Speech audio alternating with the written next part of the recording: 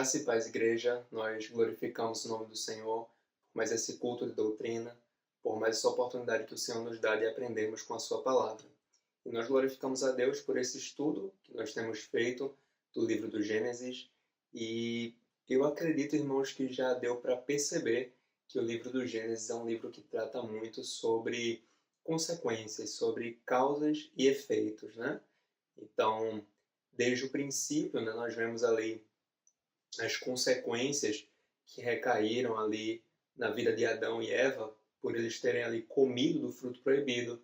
Nós vimos a consequência ali do pecado que ficou generalizado não muito tempo depois disso, né? E veio então o dilúvio.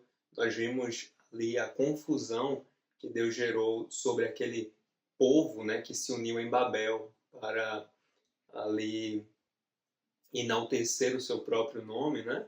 E Deus acabou dispersando ali aquele povo. E algumas semanas atrás, inclusive, o pastor ele ministrou ali no texto em que ele falou sobre a batalha dos 4 reis contra 5. Né? E nesse contexto, Ló, o sobrinho de Abraão, ele acabou sendo sequestrado, né? Ele foi raptado. E Abraão foi lá resgatá-lo, né? E nós vimos ali, o pastor ministrou sobre isso, falando que, basicamente, o que aconteceu com Ló foi consequência, né, fruto ali das suas escolhas. Ele escolheu ir, né, para Sodoma e tudo mais. Então, basicamente é isso. No texto de hoje, irmãos, nós vamos poder observar, né, estudar um outro exemplo, um outro caso onde isso aconteceu. Uma relação de causa e efeito, uma relação aqui de consequências, tá bom? E aí eu já convido a igreja a abrir a palavra do Senhor no livro do Gênesis, no capítulo 16. E na minha versão, irmãos, eu estou utilizando a versão Almeida, Revista Atualizada. Esse capítulo ele é dividido em 2 blocos. O primeiro bloco vai do versículo 1 até o 14 e tem por título Sarai e Agar.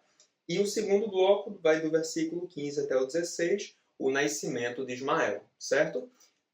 Nós não vamos fazer a leitura do texto completo, tá, irmãos?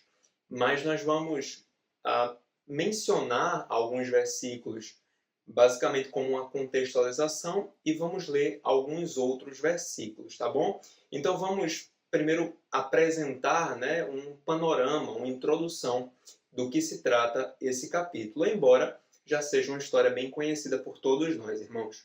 Basicamente, irmãos, o texto vai dizer que Abraão, né, nessa altura ainda chamado de Abrão, ele já estava na terra de Canaã havia 10 anos. Então, o chamado do Senhor ali, aquela promessa que Deus havia feito para ele, já havia acontecido há um bom tempo, né? Já haviam se passado 10 anos, né? Uma década. Mas, por outro lado, irmãos, a promessa de Deus, ela ainda não havia se cumprido na vida de Abraão. Qual foi a promessa do Senhor para a vida dele?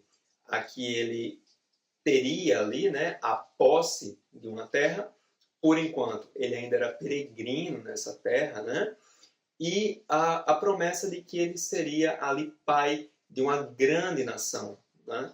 Mas até aquela altura, né, desde o momento do seu chamado até esse momento, Abraão ele não tinha ali filhos, ele não tinha uma descendência. Então como ele seria pai de uma grande nação, né? Então a promessa não havia se cumprido. Sarai, a sua esposa, continuava sendo uma mulher estéril, ela não concebia, né? Então, basicamente era isso. Porém, irmãos, Sarai, ela tinha uma serva, uma mulher egípcia chamada Agar.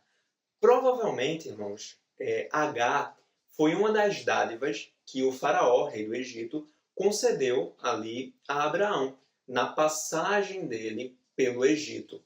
Os irmãos se recordam desse episódio? O nosso irmão Eric ministrou sobre ele. Basicamente, houve fome ali na terra de Canaã, e Abraão ele desceu para o Egito, e ali ele fez um acordo com Sara, né? Olha, se alguém perguntar se você é minha esposa, diga que você é minha irmã. Né? Basicamente é aquele episódio clássico, né, irmãos? E aí, Faraó ele se encantou pela beleza de Sara, que embora fosse uma mulher ali de idade avançada, é uma mulher bonita, né, pelo que o texto bíblico sugere, e o faraó ali a levou, né, para o seu harém. E encantado por Sara, que ele acreditava ser irmã de Abraão, ele deu várias dádivas, vários presentes ali para Abraão. O texto vai dizer, lá em Gênesis capítulo 12, versículo 16, que o faraó tratou bem a Abrão, o qual veio a ter ovelhas, bois, jumentos, escravos e escravas, jumentas e camelos. Então, basicamente é isso. Provavelmente, Agar foi uma dessas escravas que o faraó cedeu, né? Que ele ali presenteou ali Abraão, né? E aí, irmãos, diante dessa dificuldade, né? No caso, esse problema, né, da infertilidade de Sara, ela decidiu então tomar um atalho, né? Ela teve uma ideia. E aí ela sugeriu ali que Agar, a sua serva, ela servisse ali como uma espécie de barriga de aluguel. Ela geraria um filho, né, de Abraão, e esse filho seria criado ali como sendo um filho de Abraão e Sara, né?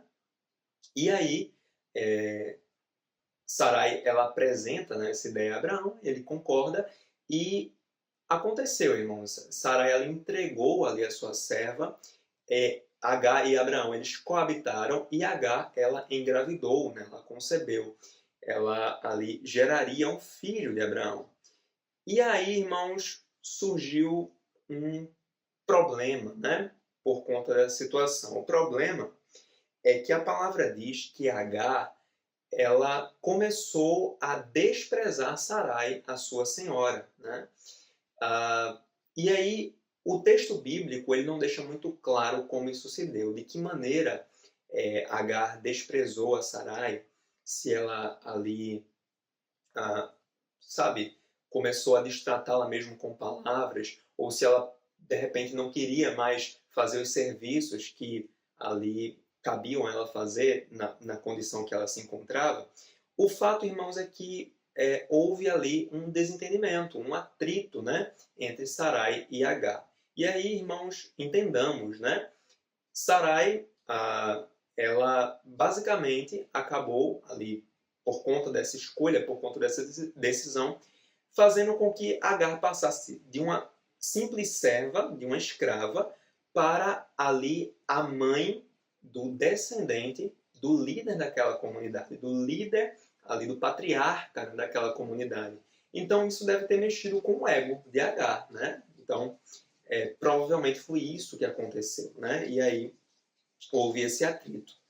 E mais uma vez eu reforço, isso aqui foi consequência das escolhas de Abraão e Sarai. De forma nenhuma, Deus ele ali sugeriu que isso fosse ali feito. Isso não era, irmãos, parte ali do plano original do Senhor. O plano original de Deus era que o filho da promessa viesse de Sara, e isso será dito pelo próprio Deus ali mais à frente. Mas, enfim, irmãos, a tragédia, né, ela acabou acontecendo. E Sarai, ela recorreu então a Abrão, né? Ela recorreu a ele e recebeu dele a aprovação para lidar com Agar da maneira que lhe aprovesse. E aí a palavra vai dizer que Sarai, ela humilhou a Agar, né? Não sabemos de que maneira, mas Agar ela foi humilhada de tal maneira que ela fugiu da presença da sua senhora, ela fugiu da presença de Sarai. E aqui lembremos, irmãos, Agar era uma mulher grávida nesse momento. Ela estava grávida de um filho de Abraão, né?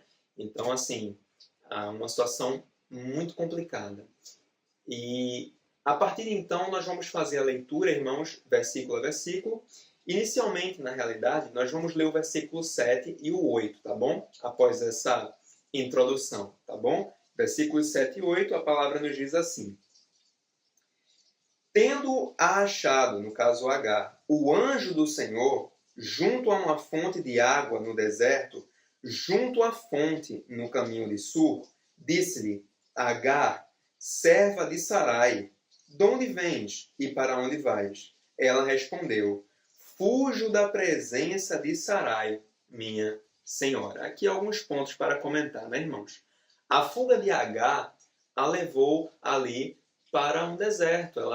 A fuga dela a conduziu para um deserto. E nós sabemos, né, o quão difícil, o quão precário é a situação ali no deserto, né?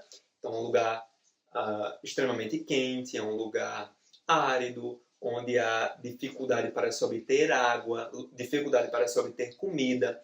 É um lugar impróprio, irmãos, para vários seres vivos. Era um lugar impróprio para uma mulher grávida, né? Não era ali um ambiente propício, mas pelo menos a palavra vai dizer, né, que Agar ela encontrou uma fonte ali no deserto. Então, pelo menos, ela tinha ali uma fonte de água perto dela, e isso ali já era algo muito importante, né, naquele contexto, né, naquela situação. Inclusive, irmãos, assim, levando em conta, né, também aquele contexto, sendo uma mulher sozinha, né, ela certamente estava vulnerável. Não só ali a outras pessoas que poderiam fazer algum mal a ela, mas também a algum animal, né, que poderia ali atacá-la no deserto, né, naquele lugar desabitado, né? E aí, irmãos, aqui nós vemos a aparição, né, do anjo do Senhor. E essa figura, irmãos, ela é interessante porque esse anjo em específico, né, que aparece em outras passagens do Antigo Testamento, ele é apresentado com um A maiúsculo, né? Nós já falamos sobre isso, né, em outras ministrações. Acredita-se, irmãos, que esse anjo, essa aparição, o anjo do Senhor, seria uma cristofania, uma manifestação de Cristo antes da sua encarnação, né? É provável que seja isso, né? O fato é que esse anjo, né, ele se manifestou a Agar e se preocupou ali, né, com para onde ela ia, de onde ela vinha e tudo mais, e Agar, ela explicou a situação.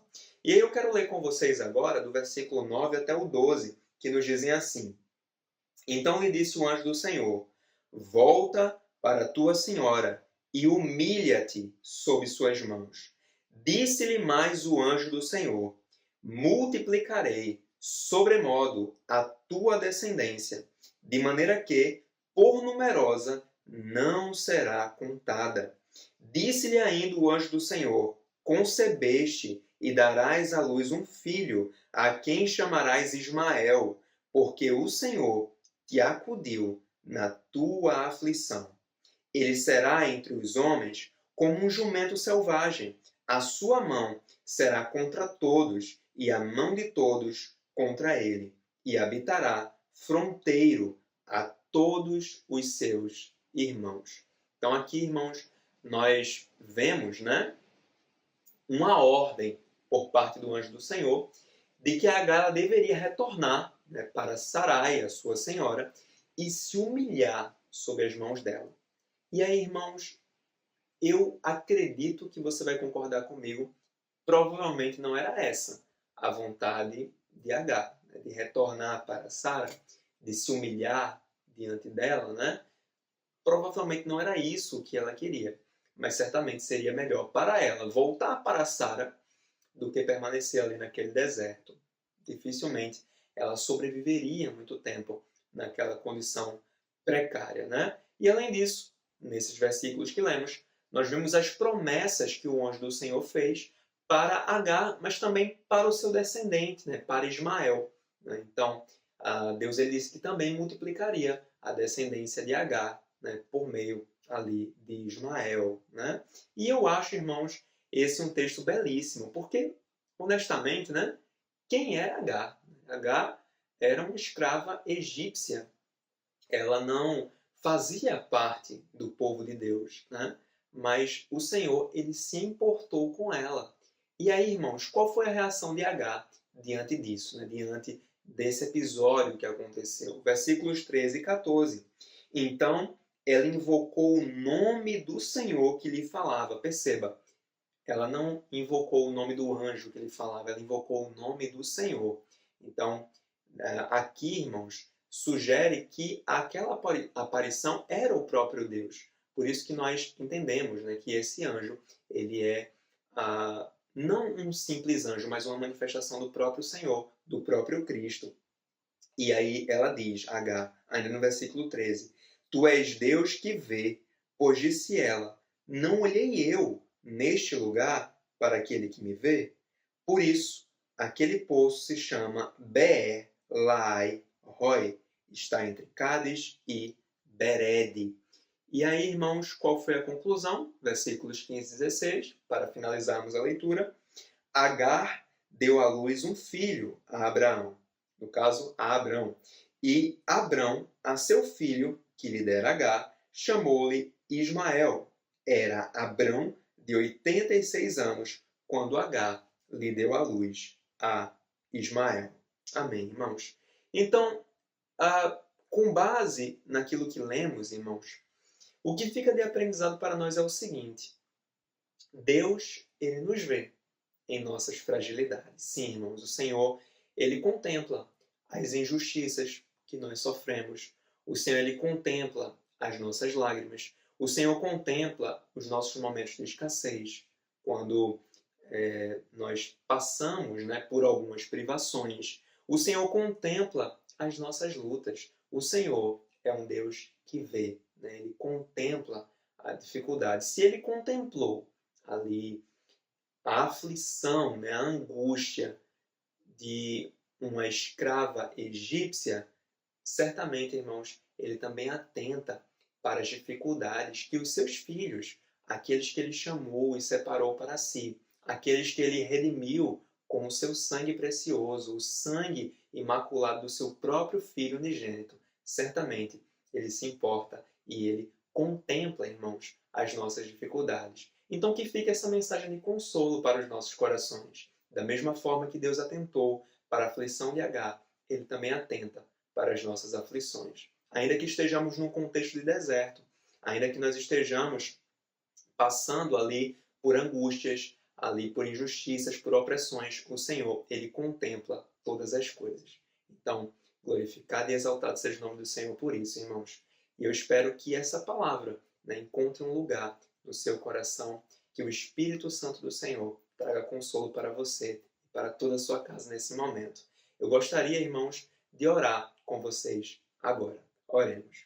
Pai eterno, nós te glorificamos, Senhor, por termos essa oportunidade tão rica de estudarmos a Tua Palavra e por mais uma vez aprendermos com o livro do Gênesis. Somos gratos a Ti por esse estudo bíblico, Senhor, que foi realizado, por termos tido a oportunidade de não só lermos as Escrituras, que por si só já falam aos nossos corações, mas também de estudá-las, Senhor, de nos aprofundarmos nela. Eu espero, Deus, do fundo do meu coração, que não somente sobre a minha vida, mas sobre a vida de todo o corpo de Cristo, haja um consolo que só pode vir do Teu Espírito, Senhor. E que haja em nós, cada vez mais, fome e sede por conhecer mais de Ti, Senhor, como a Tua palavra mesmo diz. Conheçamos e prossigamos em conhecer ao Senhor. Que não sejamos como o povo de Israel, onde é dito a respeito deles que o povo perecia por falta de conhecimento, mas que possamos valorizar o conhecimento das Sagradas Escrituras, que possamos, de fato, torná-la no nosso dia a dia como lâmpada e luz para os nossos pés, para os nossos caminhos. Faz em nós, Deus, a Tua vontade e que somente o Teu nome, Cristo, seja glorificado nas nossas vidas. E é em Teu nome que nós choramos. Amém e amém. Amém, meus irmãos. Que Deus abençoe suas vidas. Paz.